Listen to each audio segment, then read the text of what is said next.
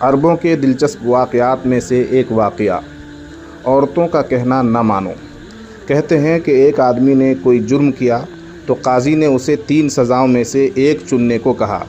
پہلی سزا 100 پیاز کھانا، دوسری سزا 100 کوڑے کھانا، تیسری سزا 100 دینار ادا کرنا۔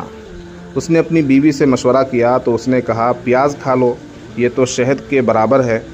آدمی نے پیاز چن لیا، مگر 65ویں پیاز کے بعد اس کی آنکھیں باہر آ گئیں اور اس نے اعلان کیا کہ وہ مزید نہیں کھا سکتا۔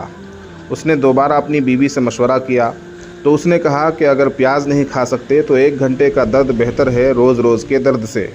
آدمی نے کوڑے چن لیے۔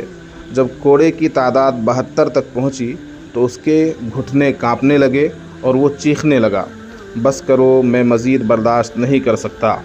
آخر کار اس نے 100 دینار ادا کیے اور کہا کہ وہ گورنر سے ملنا چاہتا ہے۔